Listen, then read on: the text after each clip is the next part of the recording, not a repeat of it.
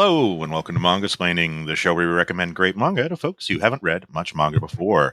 Hosted by Deb Aoki, David Brothers, Chip Zdarsky, and myself, Christopher Woodrow Butcher. Follow along with our show notes and reading list at mangasplaining.com, and check out our newsletter and digital publisher at mangasplainingextra.com. This week, hi, I'm Christopher. I'm hosting, and I picked an off-the-cuff book at the end of last season, or at the beginning of this season. I can't remember. It's been spread out with recording a little bit. I was like, oh, I saw that on Twitter today. Let's read that for Mangasplaining. So sometimes that's all it takes. The book is Dogsred by Satoru Noda, who did Golden Kamuy, which was a book that we read pretty early on in the show, and it suffered, I think, from its proximity to the excellent Vinland Saga, which we also read, I think, the week before or the week after. And great book, but Golden Kamuy ultimately became a very different sort of thing. And Dogsred is a different thing again. Dogsred, for those of you who are not entirely familiar, is, and I can't believe I'm saying this actually, a hockey manga. Yes, that's right. It is a manga about hockey. Ice hockey, actually. Why can't you believe that you're saying that? Yeah. Well, get into it a little bit more in the series, but this is not Satoru Noda's first ice hockey manga, actually. And to be honest, I can't believe it got translated and picked up and is in Shonen Jump. It hasn't been printed yet. It's digital only, but we'll see about that. Yeah. I'm actually just on the Shonen Jump app, and the entire description for Dogsred is, Rao once chased figure skating glory. Now he chases redemption in the ice hockey rink. And it's like, yeah, you can tell that the publicity department has not gotten to this yet. There is no print version. There's no 2-paragraph intro description of what this is about. Let me first say, this is available on the Shonen Jump app in chapters 1, 2, and 3, as well as the newest 3 chapters are completely free for you to read. All the ones in between are not free for you to read. And Shonen Jump, I think, is $4 a month now. They bumped the price. Inflation, you know how it is. Got to move those pixels, and it costs more every time. This smaller and smaller tubes. Smaller and smaller tubes. You think we could afford tubes from 3 years ago? Wait, it's still $3. Is it $3 still? Yeah. Oh, well, sure. There you go. Well, let's say that the U.S. dollar is considerably higher against the Taiwanese dollar that I'm paying with, or the Canadian dollar that she was paying with. I had to re-sign up, and it was $4 for me. So yeah. Oh. Yeah. But for our Canadian listeners, $4. This is a hockey manga. This is a shonen, should have been seinen hockey manga. We'll get into that. This is a really interesting series overall, I think, with lots to talk about. And I want to start off on a sour note and ask Chip what he thought first. Because whoa. when I picked this book, I remember on the episode, I was like, I'm going to pick Dogsred. It's a hockey manga. It's really interesting. And Chip's like, I hate hockey. I love your impression of me. It gets different every time. There's no consistent Chip Zdarsky, which I think is what makes the impression, actually. It's just so mean. You're a mystery. I hate hockey. I'm the Canadian who hates hockey. I don't care for hockey. I believe you used the word hate. I don't know about Play the that. tape back, my friend. Chip does not care for hockey. You got different tapes in your head, man. Yeah. Luckily, David has the masters, so we'll see. But no, honestly, I as soon as I picked, I was like, it never occurred to me a kid from Barrie hates hockey, but I guess you did get the hell out as soon as you possibly could. So yeah, I actually do want to know, Chip, what you thought of this one right off the bat, because I think this is a really interesting pick for all of us. Well, first of all, thank God I love figure skating. Oh, okay, good. Actually, I hate figure skating too. I mean, I just don't care for it. Yeah. Well, play that back. I hate figure skating. No, I can't. I can't have that get out. My editor, Alison O'Toole, is a giant figure skating fan. All of her vacations revolve around figure skating competitions. She just amazing. Wow. So I'm sure she's listening to this episode. She's born Allison, to make history. Yeah. Allison, I love figure skating. I quite like this. I thought it was super fun. Like, the sport doesn't matter in these. That's a big kind of common element throughout sports manga. It's got very little to do with the sport. I mean, you get the introduction to it and the rules and stuff, but it all depends on how it's conveyed, right? Yeah. The drama of it, and it's all the character stuff. The rules are kind of like whatever. As long as you know that someone's done something wrong, or this is how they get a point, or this is how they stop them from getting a point. no matter what the sport, it feels very secondary. So I quite like this. It was super fun. There were a few moments where I actually laughed out loud. Mm. I think we talked about, like, reading the first 7 chapters, so that's what I did. I got a little bit into 8, and then I was like, okay, that's enough for the homework. So we only kind of get like a sense of all the characters in here. Like you definitely get the feeling of the main character, and frankly, my first laugh out loud moment was in the first like 2 or 3 pages when the chorus of fans give you the tragic backstory. I'm noticing that a lot in manga, that like they really need to hit the ground running, so like they always have somebody just like tell you all the backstory within like the first 2 or 3 pages, just so you're caught up. Which, it's, I get why they do that. It kind of does a bit of a disservice because it doesn't really help you feel much for the main character because it's kind of conveyed so early instead of like witnessing that journey. Yeah. But again, like I'm assuming this is a Shonen Jump. Yeah. Oh yes. Thing. Sorry. Yeah. Jump Yeah, Plus, so I think. But yeah. So they've got to hit the ground running. So there's a reason for doling out that information so quickly. But yeah, I quite liked it. I love the art. I thought it was like some really refreshing layouts. I think the last few books we've read, I haven't really kind of glommed onto the layouts. I didn't think they really serviced anything beyond just the simple narrative. The art's great. I kind of love the stylistic choices for the characters. It really makes it feel unique. This artist needs to learn how to draw lips, though. This is something else. Like, there's one character. The problem is I don't have page numbers, but like I don't even know what's happening there. I don't Yeah, it's not. understand. If you go actually right to page 7 of the first chapter, there is a girl, one of the girls in the stands that's in love with him. If you look at it, and it's like those lips are literally like wax lips, like that you would see as a child.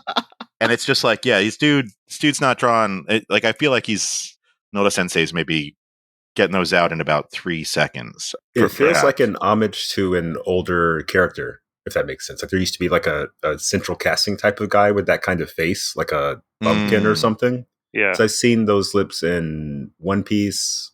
Obviously, there's like the various racist ones in Dragon Ball. Yeah. They show up a lot in the manga. It's kind of interesting. And it's always kind of like a comedic shorthand, it feels like. I want to get into that too, because I do think it's like it's more, it feels like a drawing shorthand to me, but obviously I'm not as qualified to talk about that. It's just so, oh my God. Like, that's grotesque. Yeah, that's weird. Like, it just doesn't make sense. I just don't know what this divot down is. And take a screenshot of this for me, of my disgust at these lips. That's just so weird. It doesn't feel like, there's no malice there. It's not like, oh, women with lips or whatever, I've got a problem. Like, no, it's just like, okay, I don't know. Like, so much of this style of manga just doesn't feature lips, so it's just like, it's not a thing that they draw. Chip, what chapter is that at least? Or did you just screenshot it? It's got to be the first one because it's him in figure skating mode. Gotcha. Yeah, I mean, that's kind of the only real downside to the art, which is a very minor thing. So I quite like this, so I don't know if that lives up to your start with a sour note. It does, actually. It's perfect because I hated it, and I am so glad that you like it. Really? You hated it. Oh, Cats. It would be so good if I did, but no, I had more and different problems with it than you, but I think I liked it overall. But we don't have to talk to me first here. Yeah, we'll kick it over first impressions. Deb, what did you think? Oh, I'm always in the pocket for a sports manga. I love a good sports manga, especially one that teaches me about a sport I don't know much about and generally don't care much about, but it kind of brings me along on the ride. Yeah. It's interesting because I probably know as much about how hockey works, the rules and all that stuff, as much as the main character, the figure skater, did at the start of the story. So it was kind of nice that it started at that ground floor. In that the first game, he makes every possible mistake, right? He gets every possible foul you can make, like hooking and touching the puck. And he goes, "What? The other guy touched the puck." And he goes, "No, you're not supposed to do it this way." So it's like, oh, that was kind of fun, right? What always made Satoru Noda interesting, beyond like, Golden Kamuy it's kind of a heavy story, right? Heavy, kind of gory, historical, lots of high drama.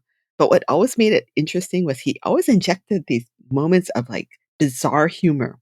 And just kind of like this, I'm grabbing my nuts and I'm just saying, ha ha ha, deal with this, people. So it's the level of humor in this story, and it just ramps up. I promise. After chapter 8, Yeah. right when they start dealing with their high school coach. Deb, did you read all of the available chapters? It's 23 as of time of recording. I read it every week when it comes. Every time a new chapter. Oh, wow. comes. Oh, you're just like caught Okay, up you're on it in. too. Wow. Nice. Yeah. And David, did you read? What did you read? Actually, we should probably talk about that because the story does go through a bit of a change after what would be the first volume. I read up through chapter 7, like you mentioned. Okay. Yeah. Yeah, so like that first little story arc ish. Mm-hmm. Oh. Okay. Yeah. No, it's a different book, and it's going in a different direction, which I think is really interesting. It's fun though. It's a classic sports setup, right? Like the underdogs, right? Mm-hmm. Mm-hmm. The first chapter is these underdogs that are the students that were left behind in a school that's going to be closed down. And Yeah. they're kind of all the misfits and the small kids, the shy kids playing against the top team that is the middle school team, right? Where most of the more talented kids from their school went to. So there's Even kinda the coach. I like the fact that the coach went. Yeah. Just like we're out. That was actually really funny. I'm just like, oh man, like they're really kind of piling it on here. Mm. Yeah, so that it's definitely like they are such underdogs that they're even described as like toy poodles going into battle. Oh, that was a good right? drawing too. Put that drawing in Yeah, the show that was notes, really Chris. good. Yeah. Toy Poodles in battle was actually an amazing drawing. So it's just kind of it's a fun thing. I guess what one of the weirder things about reading this book is, and I don't know Golden Kamuy well enough to do a one-to-one comparison, but a lot of the character drawings are like characters from Golden Kamuy. So it's a little weird. Yeah, absolutely. I did find that a little bit jarring because these are supposed to be middle school kids. Like they're supposed to be 14, maybe. Yeah, I know. No, they don't And, like- look that at all. This guy's 15. I'll say in my last year of high school, Brampton got like a middle school team, or not a middle school team, but like a call up team, like a AAA team. And so all of a sudden there was all these like kids that transferred to our schools. So they could be in the range for that team. And it's like, yeah, these are the largest like 17-year-olds you've ever seen playing the game. But I did find that there was only maybe the fans and the like two little kids that are like on the team, like the team captain of the like Mighty Ducks team, which I've been calling them in my head. And like look legitimately like, 14-year-olds, and everyone else is like a Golden Kamuy, like battle scarred, like 40-year-olds, 30-year-olds, which is like real weird when you're reading this book. Cause it was a little bit odd. It'd be like, wait, this guy is this giant dude is like supposed to be like maybe 15, like probably 14 instead of like 26 or 27. It was a little bit weird, and like especially with the faces a little bit odd because it's not how kids are normally caricatured in manga. Kids are definitely caricatured in a different way. I would actually disagree because this is, or I don't want to like step on the end of Deb's bit though. No. So I think that I agree that like he looks like a ridiculous for a 15-year-old, but he looks exactly like a Shonen Jump 15-year-old. Like he looks like Jotaro, or like Kenshiro's not supposed to be that old. He's not like a teenager, but he's like a young 20-something guy. Like he looks like a Shonen Jump hero, and those guys always look ridiculous. Absolutely. But he also looks like the way a 15-year-old thinks they look. Yeah. Like I think that's one of the things about like kind of stories aimed at this age group. It's just like they're all the heroes. Like I thought I was basically Spider-Man when I was like 15 reading Spider-Man. Sure. Like I would look at those images and be like, yeah, he looks like me. I style my hair like Peter Parker. I don't see what's different about us. So I think there's that element too. Yeah. So that part's really fun. And so I had a weird experience with this book, strangely, because normally Shonen Jump is very straightforward. But I think because I knew that you liked it, and I think I knew that Deb liked it because she talks about it online sometimes, and Golden Kamuy in the background, I was like, oh, I had one picture in my head of what this was going to be, and this is the complete opposite of what I was expecting. Really? Really? Yeah. Like I didn't know that. What did you think it was going to be? What were you expecting? Like last week I used like competent with exclamation points as a way to like get across like how well done, like the book was. This time like unsophisticated as a positive. Okay. Yeah. I think I was expecting something really like layered and dense and like kind of tense. Like he's gonna have like a lot of like angst and anxiety about like his station in life. There'll be a lot of like mature themes. And this is a shonen manga. So Yes, he does have absolutely. anxiety, but it's like of the I'm a big idiot trying to learn how to play hockey like during my first hockey game kind of thing. Yeah. So I was expecting something more like complex or sophisticated, whatever like kind of word you want to use, instead of like the perfectly good hockey manga that this is. So I was kind of getting in my own way while I was reading it, kind of expecting more of like a Golden Kamuy mixture of like seriousness and humor.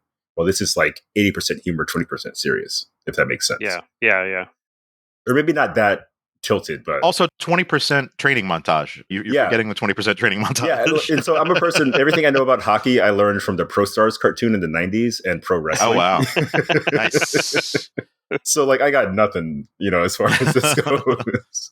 But I liked how they zoomed past most of the explanations. Like, it's clearly a story by someone who likes hockey, but is not super interested in, like, teaching someone how to play hockey. Yeah. I think he already made that manga. It was called, it's like Speedama. Like, they reference it later on. Yeah, actually, I'm right there with you. I think I wouldn't have maybe classified it that way. Yeah. But I was also expecting a layered sort of story and a hockey manga and like an explainer manga in the style of Golden Kamuy. And I did not. Same. I did not get it. It is not this manga, to the point where the stuff that Chip liked at the beginning, where they're just like exposition dumping his tragic backstory. Yeah. I was reading this going, what the hell is going on? This is terrible. I didn't like it. So awkward. Well, you laughed at least, because I did not laugh. Yeah, it's funny. It's funny. I was legitimately annoyed at it. I was like, why are they, what? This is the most It was like Deb reading Die Dark. Way of, yeah. I was like, what is going on? Why are you all recapitulating things you all know to each other in the middle of a loud hockey game? This is not real. This could never happen. You can't even hear the person next to you while you're at a hockey game. It became very evident to me that like the quote unquote tragedy in the story is going to always be undercut by humor.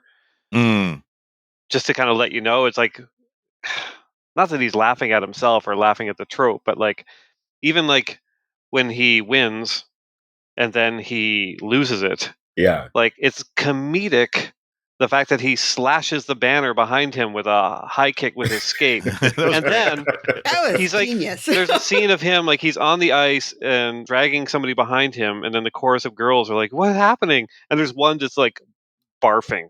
Yes, I love her. Like, I love it. I love it. I laugh. It's just like, it's not taking itself seriously at all. Even though it's like, this is the character's tragic backstory and this is the result of that. But it's just like, yeah, I mean, I quite enjoyed how it kind of played with that and didn't play it up for just like heartstring pulling. It's just like, you know this kind of story, you know the tragic backstory. Here it is. We're making fun of it kind of right away. Whether it helps the story in the long run, I don't know, because I only read to chapter 7. I'm assuming it's kind of, Deb, you'll know. Does it get a bit more layered, deeper as it kind of goes? I will say that I have a little note here that you don't notice it at first, that the story takes place technically in 2010. Yeah, I saw that. What's the point of that, right? Yeah. When you get to chapter 12, 311 happens. Oh, yeah. The Hanshin earthquake, the tsunami that happened, and all the stuff that we know about after that now, 10 years later. That becomes a big factor in what happens next with the teams, right? That's fascinating. It shows the scene where they're in a classroom and the shaking starts happening and the aftermath of everything. So that was an interesting choice.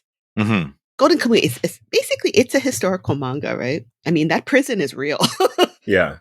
And that period of time in Japan is real.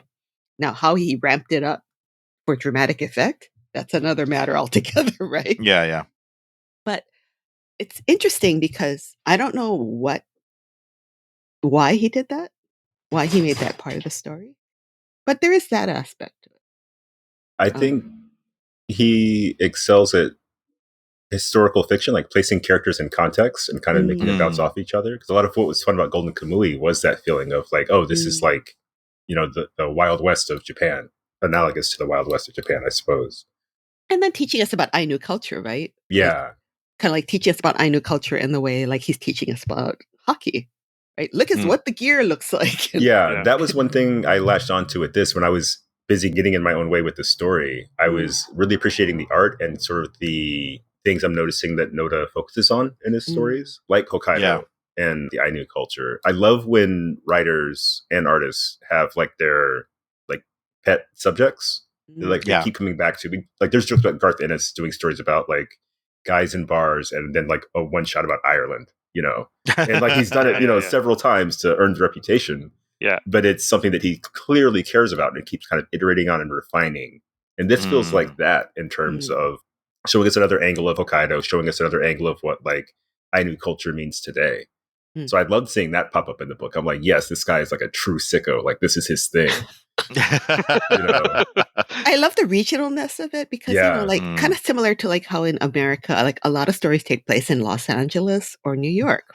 Mm-hmm. Yeah. And maybe if you're lucky, sometimes like Miami or, I don't know, maybe Dallas or Chicago, the big cities, right?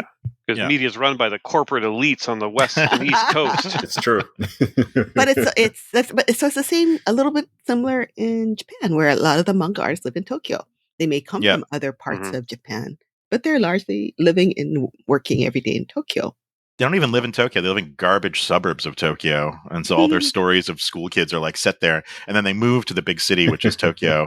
And it's just like, oh, man, another one. But yeah, I get it. And Hokkaido, the difference between me visiting Hokkaido before and after having read Golden Kamuy was huge, actually, because I suddenly had a lot more context for the different train stations we went to. I went to the Ainu Museum with Keith and Minori.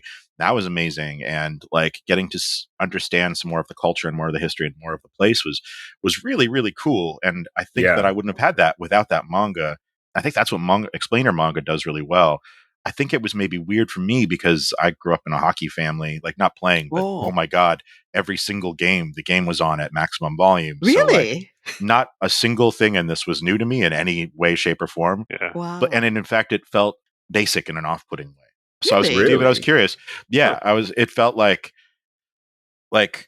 yeah, man, you can't hit people with the stick, bro. I didn't that's know a pretty that. obvious. Why would that? It's not like you're out there and they give you weapons to hit each other with. This isn't American Gladiators. Kinda. No sport. No sport has that. Every single kid who ever steps on the ice in any field knows that like you don't raise your skates because you'll cut someone, you'll hurt someone unless you're alone out there. And he's a figure skater. He knows that. Like you don't go and hit people with a baseball bat in baseball. The baseball bat is not to take out the catcher when you get to the plate so you can, get an extra. You are describing a more interesting game. That's fair. Yeah. I found the explainer stuff, and then I was just, again, I think I was in my own way, like David was saying, where it's just like, this isn't for you. This is for people who don't know what ice hockey is, who are reading Shonen Jump in Japan. They're the Tokyo kids and the kids across the country. But also those were played for laughs. Like that's also part of it. Like, yeah, it's explainer, but also like every instance was like funny. Yeah, but it was also 4 pages. It wasn't economical storytelling. There was a lot of beautiful economical storytelling in here, and that hit like a thud for me. Interesting. Wow. I've got a point that relates to your thing about explaining hockey. Yeah. It sort of leads into my point about drawings. We should probably get your overall take on the book before I take over with small stuff. Tremendously complicated.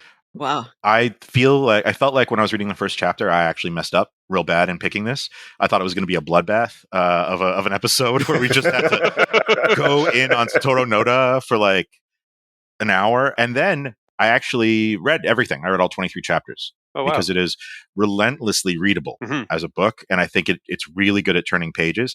I think that the explainer stuff gets better as it goes, actually. I think that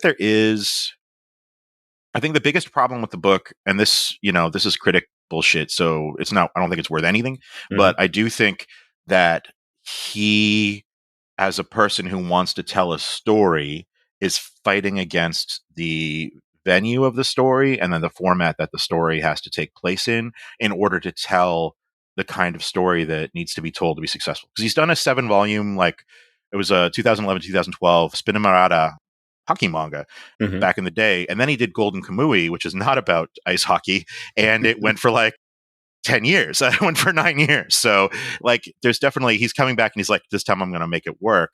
And so there's stuff like in the training montages where one of the characters is like, this is stupid. You're denying us all water. That's not how muscles are formed or built or whatever. And the hockey coach is like, that's what they're saying now, but in 10 years it'll be different. So I don't care what I do now. And it's like, yeah, you want to have this old school asshole coach character. And we've seen this character before. It was in the drawing manga by Blank Canvas. Yeah, where there's an old school like coach in a tracksuit who's just like awful, right? Being awful to this character to make them a stronger insert whatever the explainer manga is about. And they're trying to have this character to have their cake and eat it too. And it's just like, no, that's not how it works. And I feel like there's a lot of straining against the format in this. I feel like he wants to tell a story for grown-ups, but you can't do that in Weekly Young Jump. And there's a couple of bits of hand waving that happen to like say, don't worry about it so much, Christopher. And it's like, nah, that's not who Christopher is, unfortunately. But I still liked it. Like, I still think it comes through. My problems with the art as well. Like, there's some stuff that is, hitting a weekly deadline's rough. Lips seem to be taking the full forbearance of the weekly deadline in this book, which is like a real problem. And there's some visual comics shorthand that he uses that does seem out of place with his style, because he does caricature some characters like Golden Kamuy style, like in his very unique way, idiosyncratic way, and some in like a general casting kind of way, which David has referenced a couple times on the podcast. And it's like, yeah, I feel like he's trying to walk a pretty fine line, and he gets he's not checking his blind spots. He gets checked more often than he doesn't on some of this stuff. And I think that's I want to see where it ends up, but it's still like, I had no problem after that first chapter, which is the roughest chapter. I think I still had no problem with it. And best gag in the series, I'm gonna just to like end on a positive note, so we can go around and say best gag on the series is a little bit later on. A lot of stuff from the first couple chapters comes back by the time chapter 23 rolls around. The shirts that his fangirls, I guess, in the stands are wearing with his face on them, like Go Rio kind of shirts. He's wearing one later on because it's the only clothing he has. And so there's a character who's yelling at him, but can't keep looking him in the eye because he keeps looking down at his shirt and back up and down. And they're like, the top one is the real one. They have to like yell at him. It was a perfect gag where he's like wearing his own fan shirt. So that was my favorite. That's great. So that's awesome. Yeah. Nice. So favorite funny moments? Any responses to what I said? What are you guys thinking? There's so many good funny moments. I wildly disagree about chapter 1. I think chapter 1 is very funny and very interesting and well drawn. But just looking at kind of screen grabs that I took. First of all, this drawing of a cat. The cat is probably one of the most accurate, hilarious drawings of the cat. Great introduction of the cat trying to get in through the doorway. But also just when he's first on the ice in the town. Like beautiful. This drawing that he put out when he first steps up to do his figure skating routine, and he's exuding so much power that like it's like that Max L ad where people's faces are being blown back by the sheer power of whatever. That's a great drawing. Like that's a tremendous drawing. I wanted more of that. There's some great drawings, but one of my favorite funny parts is when he's first on the ice in the town where those nets are. Like the couple of kids go, that dude's a figure skater. One's like, he's pretty good. And then the little girl goes, his every move emanates a sense of tragedy. And the other kid's like, what the heck, Tomoko? I bet he bears an immense weight of suffering. Like, I screen grabbed that. Like that sums up the book to me. It's like, it's that hilarious meets tragedy. Like he's clearly he's playing the tragedy for laughs. Like the fact that this kid is calling out that is so funny to me. Yeah, and like I don't know, just like there's the little bits too, like the end of this one chapter when they're asking the weird coach who's just like perched, which is also hilarious. He's just like perched on the table or whatever. It's such a delinquent manga thing to me. It totally is. They somebody asks him like, who's the player you got your eye on? He's like, there's this one guy out there, blah blah blah, and he goes. The close up where he goes, and he's weird. as Rue does like the weird sideways skate thing. The one thing I did not like in this are the arrows. The arrows drove me nuts. Because they're so superfluous and they would just kind of take me out of the game. It's very similar to that period in hockey. Even as a person who doesn't care for hockey. See, you know about this. You got to explain this well. When Fox picked up NHL hockey and started broadcasting it, their big concern was nobody would be able to see the puck. Even though CBC here in Canada, we've played it for years, and you watch the puck. It's very easy. And so they made sure to have like some technology where it like highlighted the puck wherever it was, and when it would be shot, it would have like speed lines, like colored speed lines coming from it. It was like the stupidest looking thing I've ever seen. And so these arrows really kind of bring me back to that. It's like, they're not going to understand what's happening, so I've got to use these arrows. Like, I'm sorry, but like manga invented speed lines. Like you can figure out a way to show the direction of a thing with speed lines. Like a lot of the times it was just a puck with like an arrow pointing to where the puck's going. I'm like, just have speed lines behind the puck. What are you doing? So that was my one kind of major complaint about this. I loved it. It was like seeing someone admit defeat, you know? Yeah. Also, maybe inadvertently funny, the fact that like there's now a manga version of Sidney Crosby, the NHL player. Just in the explanation of someone who also pulled that same move, that made me laugh. I love that. I loved the Japanese speed skater who's in this. There's just like a lot of... That was actually when I caught that this was set in the past, when there was like, and he won the Stanley Cup this year, and it's like, oh, I guess it's 2010. That's weird. It did not occur to me. Is when I caught that happen every time, every year. Sorry, well, they mentioned it's a 2010 Olympics. They mentioned. Oh, the 2010 Olympics. It's not the Stanley Cup. My bad. Oh. Yeah, he scored the winning goal in the 2010 Olympics. David, what was your favorite gag from the first 7 chapters? I weirdly loved the arrows. This is a rare Chip David disagreement. David's taking his contrarian pills today. No, I agree that they're like not great, but they're such a like they're trying so hard to make this story like come across to an audience that might not get it and might not understand what's happening. Yeah, and like the arrows are like the last ditch. Like, man, like if this doesn't work, I don't know what's going to work. Kind of a vibe. Yeah, Haikyuu did this a lot with the directional sound effects, where they would like basically have sound effects pointing to where people were moving. Okay. Oh, interesting. Yeah, and it kind of worked because they were much more designy. You can see sometimes some of the sound effects are stretched in Dogsred, for instance. Like when he kicks the puck backwards, like there's like an arrow, on the ka sound. So I thought that was really interesting. And the fact that so many of the shadows are just kind of like blocks on speed lines. I like that. That was cool.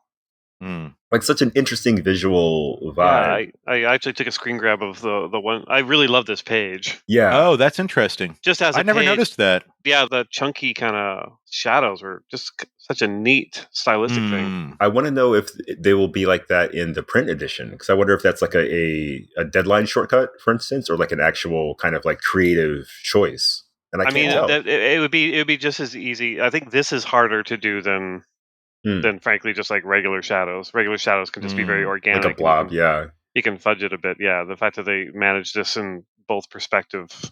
Yeah. So I thought that was cool.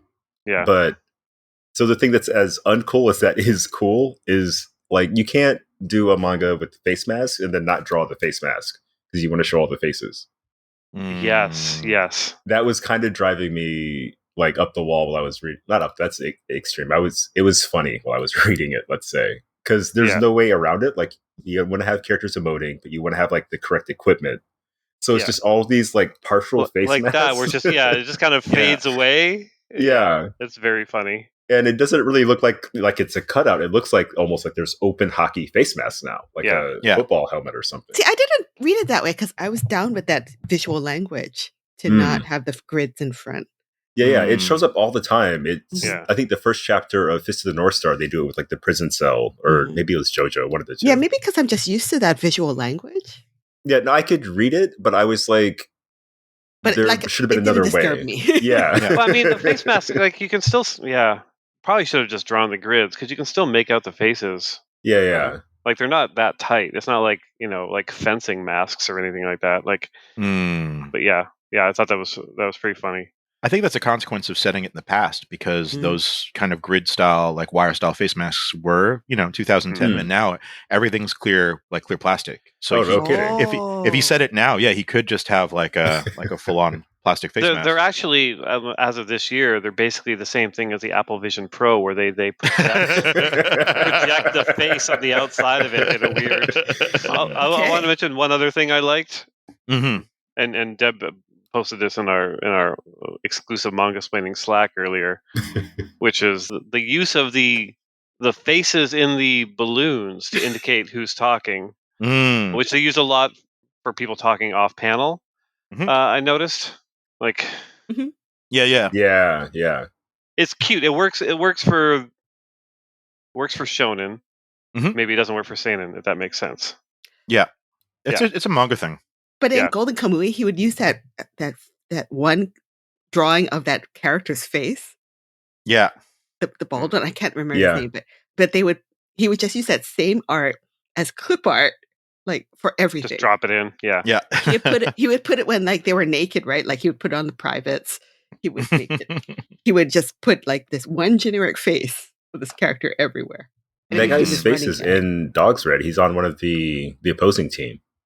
Oh, really? Like the square patch on in the side. Yeah. Oh, yeah. Yeah, that's funny. Nice. I like the part when I think it's in chapter 7 where everything that can go wrong for him goes wrong. Oh, that's so funny. That like was so funny. The skates break and then the stick breaks, and there's a scene where the grandfather is like, I think it's like chapter 7, page 8, where the grandfather's like going, "Oh!" like at everything that goes wrong, his grandfather's just reacting. It's such a funny scene because like when the first skate just breaks, I'm just like, oh yeah, he's wearing old equipment, and that could happen. That actually could happen. And then like the next thing that happens is like the stick all of a sudden shatters, and then when he actually shows like the other skate where it just like explodes, like, I don't even know what happened there. I was legitimately laughing out loud. It was it's like a cannonball run type of thing where it was like an airplane level joke as he's just trying to make his way across the ice too. It's just like for the final, like it's just there's so much. They really infused a lot of comedy into this, and I quite appreciated it. And there's a really good bit, I think, in a couple chapters after that, where you realize that what just happened there, which was one of the funniest parts of that chapter, is actually deeply tragic when that equipment degrades.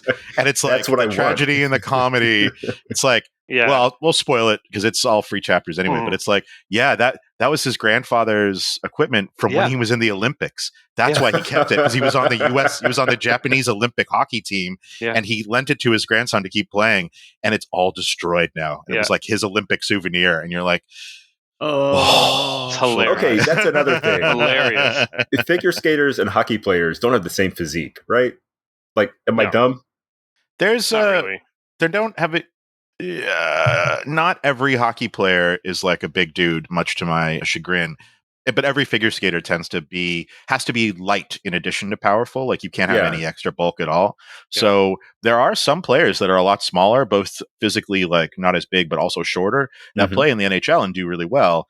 Mostly because of the kinds of different positions you could play. It's like how it's like in Haikyuu, the orange-haired kid is the little guy, but but that's okay because he's light, most flexible. Most flexible. He does the defense thing, so he's not doing the jumping. It's not out of the realm of possibility, but you do train a different way. Gotcha. And they get into that actually a little bit later when he gets really checked for the first couple of times, and it's like, he's got all of his strength is for speed. None of it is for being able to stand up if someone who's like, 50 pounds or 100 pounds heavier, they're just like, waxing into the boards. Yeah, I've been there. And they talk about that. Yeah. Okay. I appreciated the equipment part about it being his grandfather's. I thought it was funny that it fit perfectly. And it was like, how cool. Like, it's leather, yada, yada, yada. But I think it's also maybe the most seinen moment in the manga because it sort of felt like the part where you're like, older craftsmanship, like someone made this by hand. It's got like, it has lived a life. It has been through some things. And then due to that fact, it is like to be respected. It's like valid or, something like that. You kind of see what I'm getting at. Yeah. No, it's amazing. And then it immediately falls apart. Yeah. And then he takes it too far because it's been 40 years. That's so good. That's so good. I mean, the way that it just falls apart, like ridiculously, the blades break. Like, whoa. Oh, so funny. He is such a good comedian. Or comedic writer, whichever. Yeah. I have one art point that I wanted to make sure I got on the show.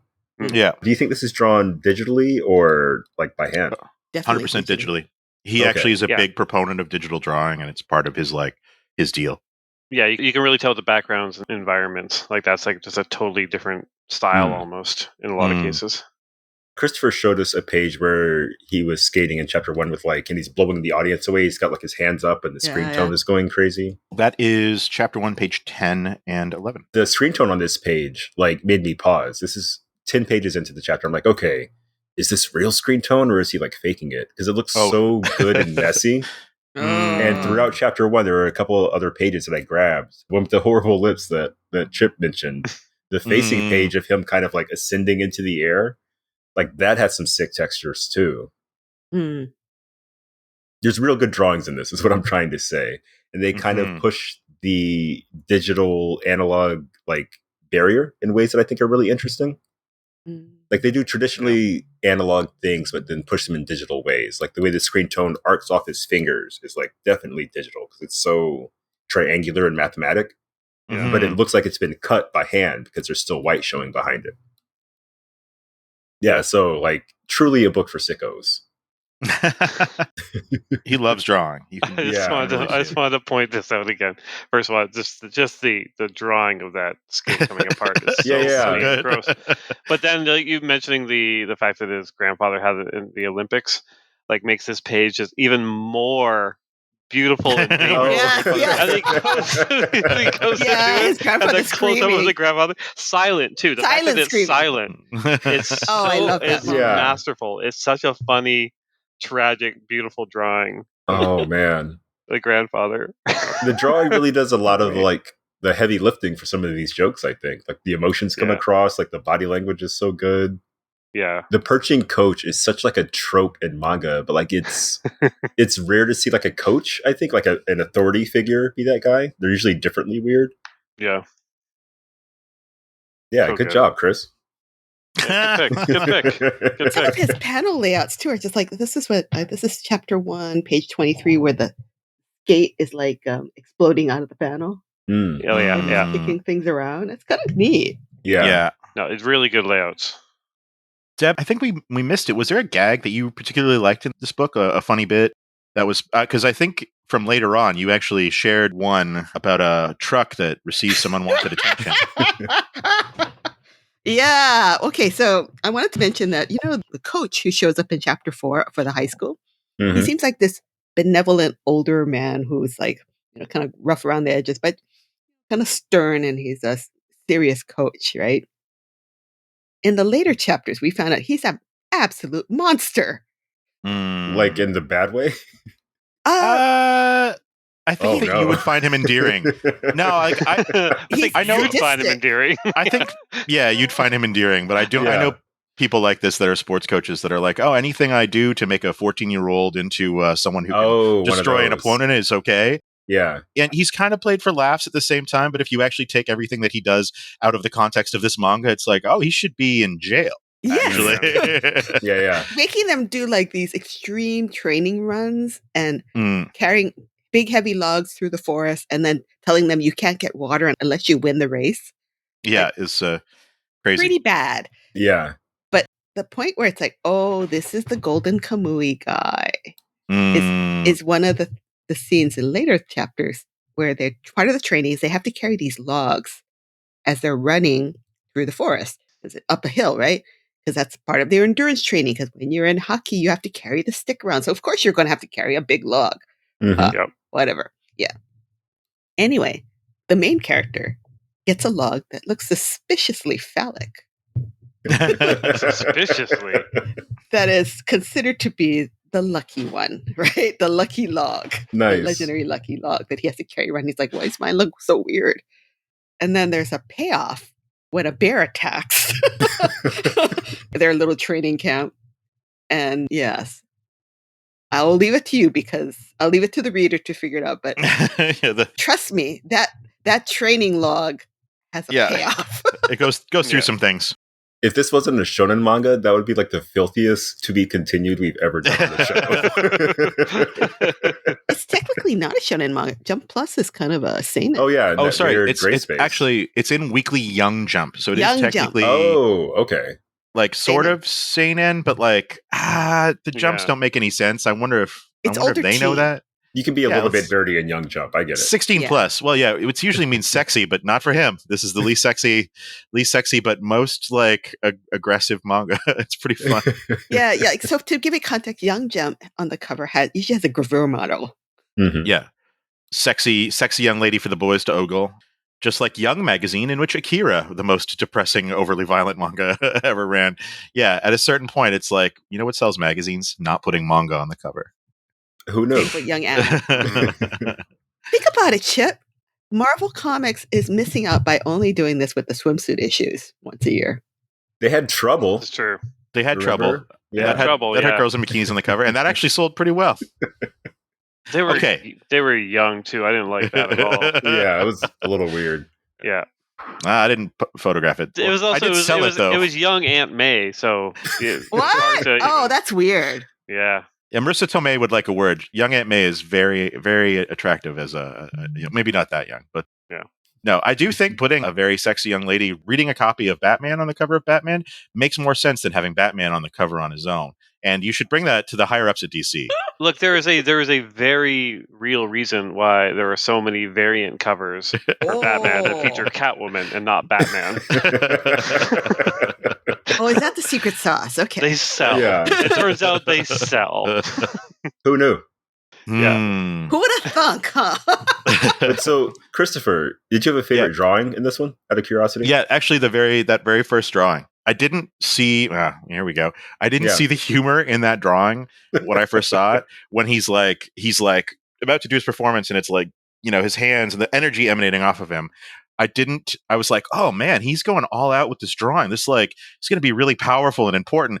I didn't catch the exact expressions on the people in the background who were just sort of like blown away. I didn't see the humor in the drawing. I only saw the power and the strength. And so when I got to Tomoko saying his every move emanates tragedy, and it was just like, oh, I'm reading the Tomoko version of this actually, and that is not. This is not going to be the perspective of the rest of the book. So yeah, once but I did find all the hockey stuff really clumsy in the first chapter. But yeah, that first drawing of when he's doing his figure skating routine is actually really interesting. The whole drawing, the drawings of that whole section. I once got really nice feedback from Joe Quesada on a review I wrote of Daredevil Volume 1, or of the one that he did with Kevin Smith, because he took Daredevil and made him move in a different way. He did a lot of studies of gymnasts and things like that, and ballet dancers, and trying to give Daredevil a movement style that was less like a boxer and more like someone who would be leaping through the air and moving and things like that. And I found that his drawings were really amazing on those Kevin Smith's those first Daredevil 1 to 8, really, really good. And Joey Q later was like, "Hey, you wrote that review. That was really good. No one else picked up on that." And I was like, "Oh, thank you." But looking back on it now, I think it's less integrated because American comics you got to show off a little bit more, right? It's a little bit flashier if you're doing Daredevil.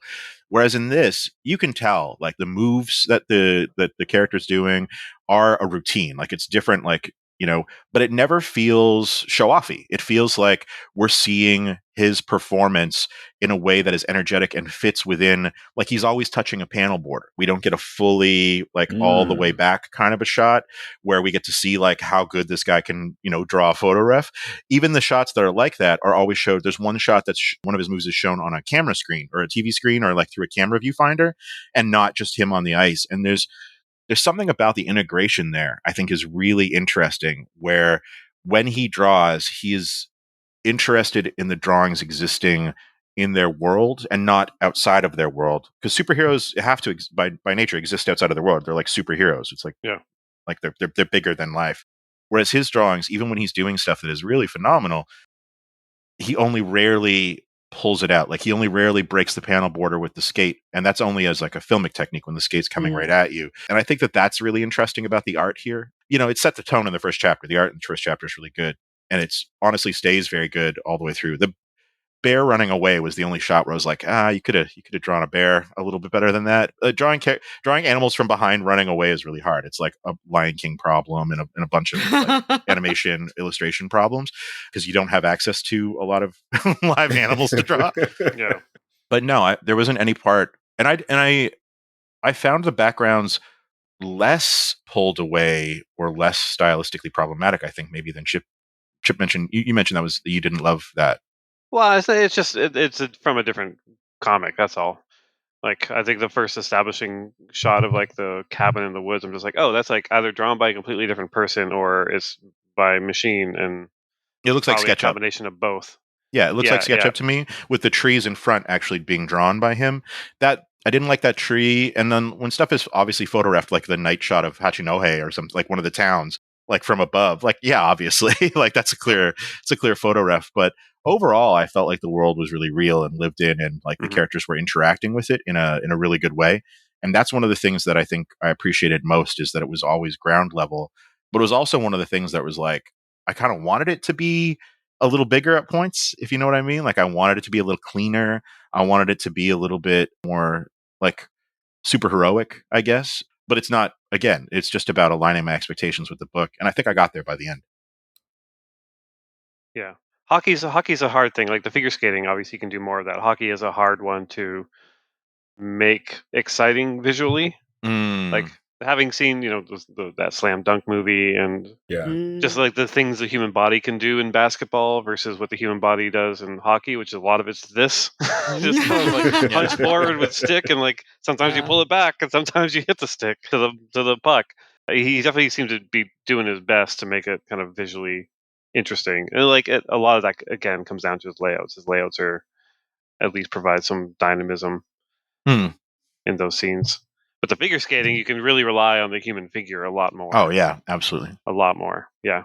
A great example of that is when, I think it's after the goal falls under the ice, when the brothers are fighting and they're doing like a hockey fight on the ice.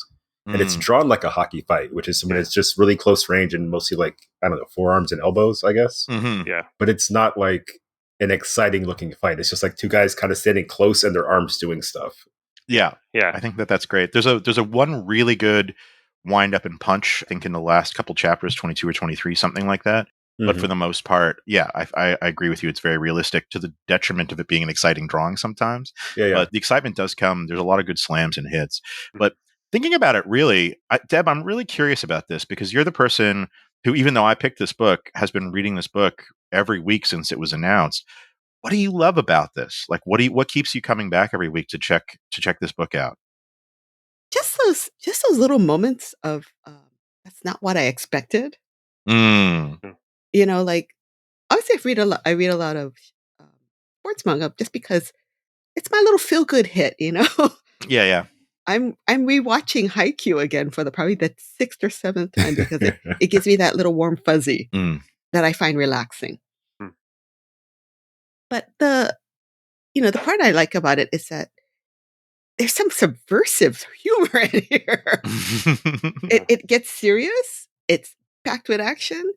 It's like he's obviously reusing character designs from Golden Kamuy, which is kind of weird for me. But he is just so like his, just when things get kind of serious or crazy, he injects this one where you're like, oh, that's hilarious.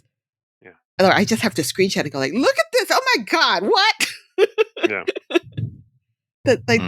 I swear that I wish we were reading that chapter where that the log, the purpose of that log that has been building for 4 chapters gets revealed, and like, oh. I should have assigned all 22 chapters. I don't know what I was thinking. Yeah. Really Probably didn't want Chip to murder me. Yeah. But I think the first 7 chapters, because it ends on that ragtag team winning, is a nice first arc, right? Yeah. Well, they still lost. They lost like 30-1. It was a moral victory. Yeah, it was definitely a moral victory. Because they made the bet. They made the bet where like they didn't score he got one goal, be right? on the ice So ever again. Yeah. I mean, sometimes I think it's also like the details on chapter 2, page 20, where Rose he's sleeping in his grandfather's house for the first couple nights, and he's surrounded by water bottles. Now, if you know anything about cats, or I don't know if this is anything else. Oh, yeah.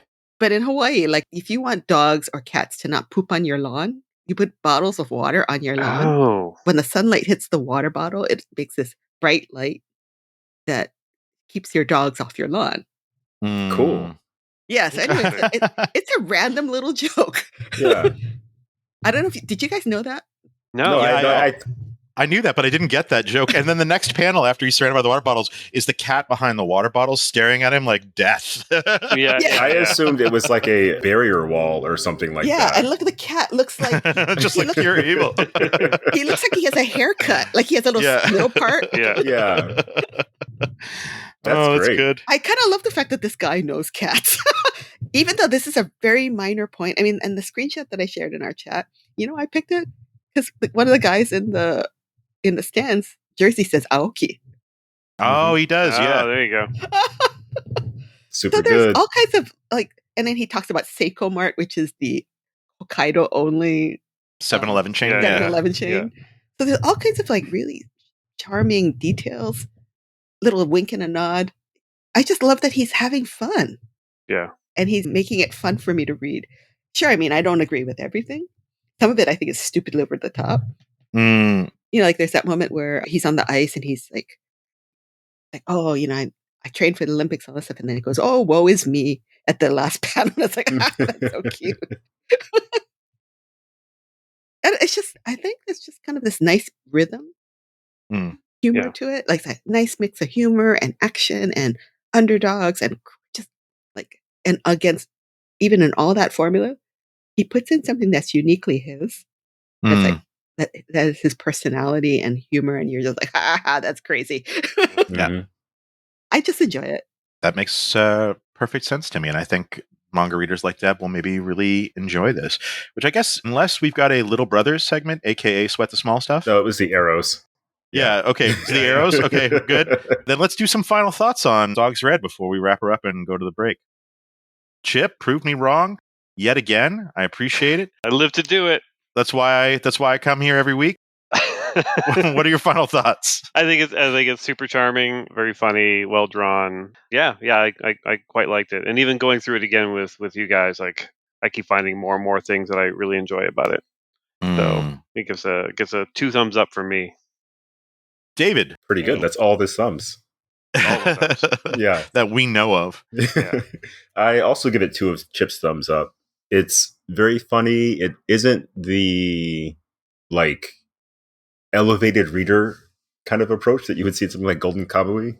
No, that's not that's not the right phrase. But you know what I'm going for. It's a straight up like shonen-ish manga. A junior seinen manga, let's say. It feels like a sophisticated creator creating an unsophisticated work. So it's not just the fact that it's sophisticated, because he's still infusing it with like really kind of sophisticated techniques and stuff. That's exactly it. You can feel like you can feel the creator behind it, kind of doing what he wants to do, but also that he's capable of like a lot more if he chooses to take the story in that direction. Like I assume, like volume 7 or 8, like people are going to be crying in the streets over what's going on. One of those.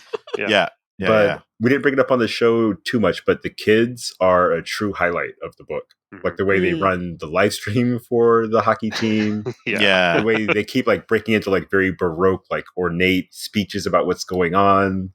Just But they look like Oompa Loompas. Yeah, they do. He's not great at drawing children. Yeah, they're really funny. Or maybe he's the best at drawing children. I don't know. Drawing them like little goblins. But yeah, very good. Deb, final thoughts? Oh, it's just a hoot. It's not the same thing every week, right? So it's not like going to be funny. It's not going to be like Nozaki-kun, right? Which is always reliably a certain degree of funny. It's not going to be like Yotsuba, which always has this reliable level of slice of life charm. This one takes you on a ride. And it kind of like every chapter, you don't know what you're going to get. You don't know whether you're going to get this dazzling sports action or you're going to get this wild, like masochistic teenagers running through the woods, being chased by a bear stuff. Like this madcap. Yeah, sports action. This madcap kind of twist, right? Or you might be charmed by the fact that the cat acts like a cat, acts like a real maniac. And if anyone has gone on a video call with me knows that I have 2 manic cats who will zoom across the screen in the middle of a call. There's a cat only cut of Mangasplaining out there somewhere. There's got to be. Yeah. I think it's just kind of masterful. I mean, and again, a sport I knew nothing about, or I only vaguely knew, like, okay, there's a puck and they're trying to get into both sides and they get into a lot of fights. But the rest I didn't know. I mean, come on, I grew up in Hawaii. I grew up in Georgia. Yeah, same boat. Like we had a hockey team and no one really went to the games. There was no such thing as any kind of hockey in Hawaii, right? So this was all kind of a big old mystery to me. But it's charming. As sports fans outside of or in hockey playing areas, we really appreciate it when games are in places like Georgia where no one gives a shit about hockey because the tickets are way cheaper and you can always buy a ticket. It's way cheaper to buy a ticket to the Leafs out of town than it is in town. Usually by like thousands of percentage points. It's wild. I've never been to a Sharks game. Even though the Leafs haven't won a Stanley Cup since 1967. Yeah, ticket prices just keep going up, and it's sold out every year. It's just awful. Wow. You guys don't understand that kind of pain because you got like Golden State Warriors. Weirdly, I do know the Leafs thing because it came up on wrestling recently. Oh, really? What? Yeah. I should probably explain it offline. But there was a main event where two guys who were from the area ended up wearing rival jerseys, like the Leafs and Bruins, maybe. Oh yeah, the hated Bruins. One guy was like, "You're going to do exactly what Toronto always does and lose," or something like that. It's Whoa. great. Yeah, that's a deep cut for some of the. Actually, wrestling is huge in Canada, so that's probably probably played really well. Yeah. So, final thoughts. This sums it up. So, like I said, he did Noda Sensei did a 7-volume hockey manga back in the day called Supinamarada. And it turns out that was him misunderstanding what a move was called in English. Really? Yeah, and it comes a little bit later. It's called a spinorama. And it's when you do almost like an ice skating, like a figure skating routine where you get up to the net and you do a quick, like 270-degree spin. And instead of, hitting the puck into the net from the side that the goalie's expecting, you're doing it now from the other side, and you have to spin super quick and bring the puck with you. It's actually really, really hard. It's called Spinorama. Yeah, he did not know that. He didn't know English, so he called his manga Spinomarada. Oh, is that what that means? There's a gag in, I think, chapter 17, I'll put it in the show notes, where he's like, one of the characters is like, yeah, you do this figure skating move, and it's actually in hockey. It's called Spinorama. And the lead character, Rao, is like, oh, Spinomarada. Yeah, I'm going to do that. And they're like, the guys off the ice like, no, it's called Spinorama. It's not called that. And he's like, yes, Spinomarada. I'm going to do it. And it's just like, that's the joke. That's the joke. That's the humor. Yeah. That's what this series is. Him recognizing, like, him being able to poke fun at himself and take like 4 pages to do it, not economical storytelling, to tell a joke that is really, really just for him and his fans, but still tells you something about Rao, still moves the story, still explains a hockey term and a hockey move. And it's a sophisticated idea in an unsophisticated way. And I think we hit the nail on the head. We're literally perfect at this. They got to put our quote on the back of volume 1. Read it on the Shonen Jump app if this sounded like a fun time for you. Maybe it'll be Canada exclusive. I was going to say, we need some sort of Canadian publisher to pick it up. Pick it up, put the offer into Shueisha. I wonder what Udon's doing. We'll see. Imagine if it's hit like Drops of God for hockey. Yeah. Yeah. It already maybe is. Have you read Drops? Oh, we read Drops of God. I forgot. We read that first chapter, and it's equally as silly. Deb loves it equally as much, so let's do it. Before we wrap this, I know we're doing picks, so we're probably not going to do shout-outs, so I just want to give like a related shout-out for the movie Slapshot, the 1970s movie with Paul Newman. Yeah. I'm not a sports guy, really. It's one of the funniest. It's my favorite sports movie of all time. It's so funny. It's got such a great 1970s ending that you just wouldn't get away with today. Not in the like, you get canceled. It's just like story-wise. It's just like, it's so fun and so funny. It's so violent. So violent. So I'm. This is a recommendation for Mr. Brothers, really. I'm on it. Slapshot, yeah. And Paul Newman, he's just charming as hell. It's the kind of movie if you're hanging out and your dad flips through, he's like, "Oh, Slapshot's on," and then that's it. That's what we're watching until it's over. No matter where in the movie it is, you watch it to the ending. Yeah, I like Slapshot. It's that and Happy Gilmore are like some of my favorites. Oh yeah, Happy Gilmore is also one of the top sports movies of all time. It's giving me a really slanted idea of sports, but whatever. Yeah. There's no explainer going on there. I'll tell you that much. Well, that has been. Actually, that hasn't been an episode of Mangasplainers. We're gonna take a little break. Be right after the break. Thanks for listening to us talk about Dogsred.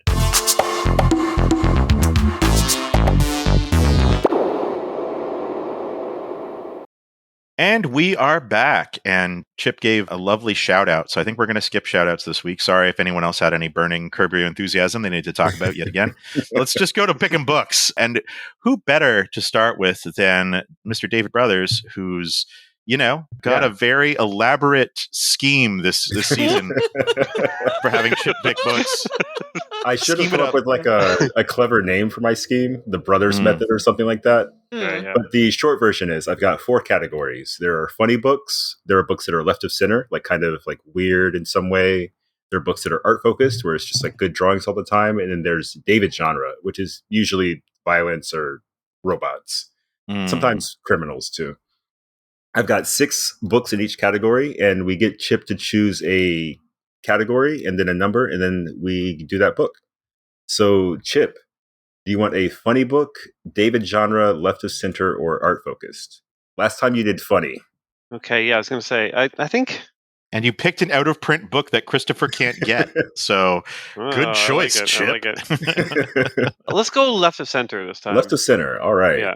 1, 2, 3, 4, 5, or 6. So 4. 4. All right. So this one is it's a fight starter, let's say. It's called Is It Manga? Yeah. Is it manga? Is it manga? Yeah. So we had the bit, I think last season we brought in books that were like, we talked about books that are kind of manga adjacent. Okay. But like the Boxer? Yeah, the Boxer's one. Adam Warren's work would be another example. Yeah. I've got 2 comics. They're both very short. They're both available online for DRM free download. One is a Kamen Rider fan comic called Fighting Storm. It's available on itch.io. It's, pay what you want, kind of very cool. It's by Theracinian and drawn by Brian Naughton. And essentially, it's just a Kamen Rider story. It will probably bring to mind the Kamen Rider manga we read in like season 1, maybe. Makes sense. Very easy to follow. There's very few words, so I think it'll be kind of cool to look at from the Is It Manga perspective. And the other, I realize now, is actually maybe by a friend of yours, Death Transit Tanager by Carl Kerschel. Oh, yeah, Carl. Yeah, Carl's great. So this was on like Kickstarter or Twitter or something. I saw it and was like, oh, Carl Kerschel doing like Metroid comics? Let's go. I really want to see this. Then I got it and it was like genuinely great. And it feels manga. Like there's a lot of screen tone. It's in black and white. The first chapter is actually free on his website, carlkerschel.com. And I haven't actually said what any of these books are about. Or no, I explained the Kamen Rider. Death Transit Tanager is sort of about someone who, a young woman with a strange gift, travels the galaxy to help lost souls find their way home, let's say. And then it kind of goes off from there. So I think it would be fun to talk about these and see if they feel like manga. Okay. Or if manga is even a coherent category. Whoa. Yeah. All right. It's going to be a long episode. All right. Deb, do you have one? Yeah, I do. And I'm a little conflicted because we've done a lot of very guy-centric works so far. Yeah. Woo! Ew. So I got to counter-program you a little bit. I wanted to kind of throw out at you, one, we could return to a series that we did before and finish it out, like we did with BL Metamorphosis. There's one that's a current favorite of mine that has kind of a interesting twist of romance and crime, Mobsters. Okay. And then there's a really cute, kind of similar to Dogsred. It's set in a small town and it's kind of a slice of life, but it's an interesting character drama. Okay. I mean, this is like a feels like a subsection of me picking. Yeah. But I'm gonna go for the romance and crime because I want a little bit of romance in my life, frankly. Okay. Well, then we're going for Yakuza Fiancé. Oh my God. Which I love a lot. I think it's well drawn. It's basically about 2 high school kids. One is, I guess, kind of like the grandson of a mob boss in Tokyo. The other one is a granddaughter of a mob boss in Osaka. Their grandfathers are good friends and rivals. They get engaged to each other. And what's really fascinating is when she moves to Tokyo, she's a firecracker. Like she does not take any shit from him. Yeah. And in a really fun and interesting way. But as the story goes on, their relationship, and because he's kind of vaguely a sociopathic, like she kind of sees beyond his facade of very shallow smiles. But as it goes on, there's also this high drama going on with the different crime families and succession battle. It's drawn really stylishly. The romance is great. The character development is really fun. It's one that I didn't expect to be so addicted to, but I'm reading up to the latest chapters on K-manga. Really fun. All right. Cool. As always, you could have just said the title and that would have been enough. Chris? Since we're all doing complicated asks this week, I have a deal that I would like to strike with you. A deal? If I give you a short book to read can I get you to host an episode? Because there's something I wanted to read, and I wanted to actually go back and read, even though we're adults, volumes 3 and 4. And I'm like, I'm not going to, because I would love to read more of that. But it's like, that's kind of was Chip's pick. Those were Chip picks, I believe. And it's like, well, maybe he would pick 3 and 4 to host with if I picked a short work. And then that way it's not like I'm giving him too much homework. So I think that's a pretty fair deal. Honestly, you get to read a book, that series that you know you like, and you'll just plow through anyway. It'll be very quick. Okay, so sorry, I just want to make this perfectly clear. So you're saying if I don't accept the deal, you're going to I'm just going to pick all 3. I was going to say you're just going to pick something too long to read? Yeah. Have you heard of Buddha? It's 8 volumes. All right, I accept your deal. All right, so you're going to host, even though we're adults, volumes 3 and volume 4. Yeah, that's great because I've been waiting I want to read those. I've been saving them for the podcast just in case. So the book I'm going to pick is a genre that we all love and was actually hinted at, I think, by Eric Friedman, like 2 years ago. So we're finally getting to it. It's called She Loves to Cook and She Loves to Eat. And it is a gentle romance between 2 ladies. One of them is like sort of a bigger girl and she's, strong and tough. And then the girl that loves her and loves to cook for her. And there's pancakes on the cover of the first book. It's going to be a little bit like Our Dining Table. It's going to be very sweet, what I like to call meatloaf manga, comfort food manga. It's by Sakomi Yuzaki. And yeah, it's going to be a delightful little read that is going to be fluffy and great. And we're going to get through it. We're going to read the whole book in about 5 minutes. It's going to be delightful. And we haven't done Yuri yet, right? So this would be our first year. We haven't technically done Yuri yet, maybe. I don't know. I'm sure other people. It's kind of even though we're adults is like Jose Yuri, but this is like a full-on ladies romance book. I did actually have another one that was, I wasn't kidding. I had a 3-volume series that had a beginning, middle, and end that would have been very satisfying, but it also would have been 700 pages. This is much easier. I love this approach. She loves to cook and she loves to eat. I think under normal circumstances, that'd be my number 1 pick because that sounds great, but I need to punish you for this. So it goes straight to the bottom. Fair enough. Yakuza Fiance, it just sounds too fun, so that's going to be number 1.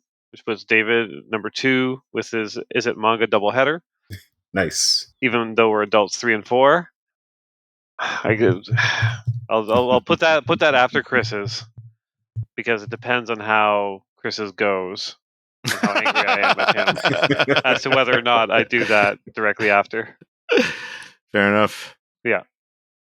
That's all right. Fantastic. All right. Good job, everyone. Good job. Thank you. I like that in season 5, we have entered into the blackmail portion. Well, I like all 3 of you have now come up with like complicated things that I have to like unravel to like. We're like 110 episodes in. Like it was gonna end I know. David's got like a whole number random system. Deb is like, well, actually, you have to choose between multiples. And Chris is making deals. I can't wait until we're back in Japan next time, and he'd be like, "All right, we've rented out this whole temple. You got to go in and pull out your fortune sticker. It's gonna have a manga written on it. Oh, you got bad fortune. You gotta God. Attack on Titan. Yeah, you gotta read Attack on Titan, like volume 18. No context. I will say, if it helps with my ridiculous plan, one thing on my list is a random volume of a very funny manga that we all like. So, that. Good to know. Good to know. David, you should just have like a little simple spreadsheet for me to look at. So when we do this again, like I already know which ones are gone and which how many more there are to go. And I've got a tab on the you do. Yeah. Okay. All right. Good. You got to do that. Actually, do that shit like Battleship, and the ship's just like B6, and it's like, oh, sorry, you got an out of print manga that's 200 volumes of volume. That's going to be. I loved Battleship as a kid. Let's do it. Oh yeah. So tense. Oh. All right. Good job, everyone. Well, this has been an episode of Mangasplaining. Thank you all so much for listening. Thank you for. This was a fun book picking experience. I'm very excited about that. Yeah, we'll be back next week. I don't remember what we're reading, but it'll be in the outro, so that'll be fine. Thanks very much. See you soon.